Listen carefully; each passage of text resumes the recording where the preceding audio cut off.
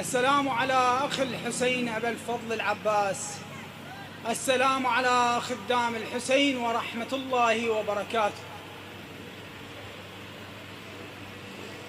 القراءة الأولى في بدء معركة الطف. كان الإمام الحسين مخطط إلى المعركة بالكامل، وكان الفاتح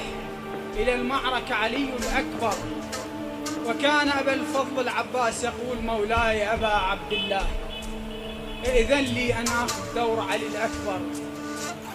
وقال الإمام الحسين: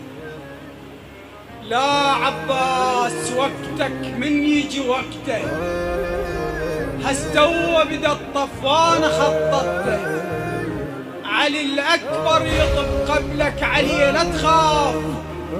وعلي لا تنكسر كيف ابن قدمته، كلها اعزاز ربع وولدي يا عباس،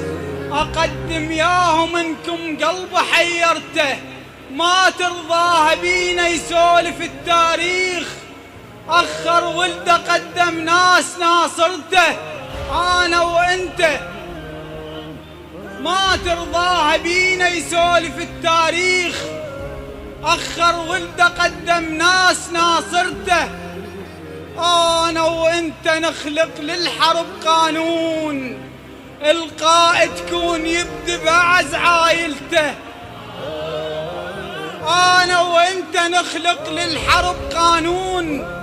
القائد كون يبدي بأعز عايلته، بعد ساعاتك الظن ظهر من الطيح، واتلفت وادور ماكو يم انت، الوحيد فراقك اللي يكسرني يم عداي، واضمه وتنحج بخطوات سالفته، وارد واتعثر وتدري الخيام عيون، وارد واتعثر وتدري الخيام عيون، وانا من بعيد بوجهه قرخته، أنا وياك يا عباس أخير اثنين، لا مولاي يموت أنا وتظل أنت، إيش وقت دور يجي وقل لهم ضوجك وين، عوف جنودهم أشر لي على القادة، راح أبدي بخوال الساومون عليك، وعوف الغربة واطعن بيهم زيادة، أطب بيهم رمح واطلع مخوصر سيف، وفر سيف برقبهم فرت قلاده، واخنقهم واحط ارواحهم بقراب، واقلهم فدوة ترحون انتو الجداده، بس اذن على سيفي كبر روس، عدوك تصغر بصولات تعداده، والكاتل علي الاكبر شرط مولاي،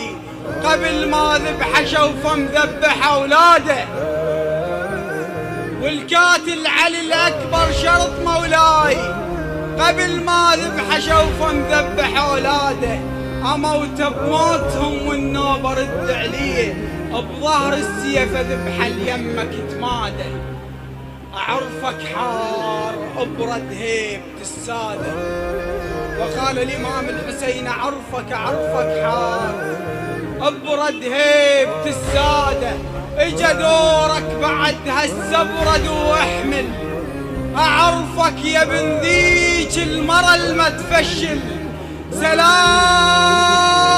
على الذي شالتك 7 شهور، الخيل تشيلك من حرورتك تصهل، اعرفك حار ولهذا السبب هاليوم الشمس قضتها بين غيومها تختل،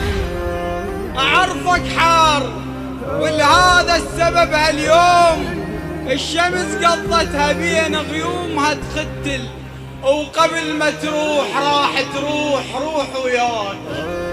قلت لك روح بس بنفسك قلك ظل، وراك العافية وزينب وانا متانيك، يا كسر الظهر لا تتأخر استعجل، بيك اكسر وبيك انكسر يا عباس، يا سيف اللي يقتل وفرقاك هم يقتل، واذا تسمعنا شوفك جاي، بس مو جاي، لا جاي انت تحصد والعدو يشتل، جزر طبيت سيفك ما يقص رقاب، ملك الموت يمك يصعد وينزل، ياخذ وانت تذبح. صحت بسم الله ابو فاضل جهنم على الارض يشهد.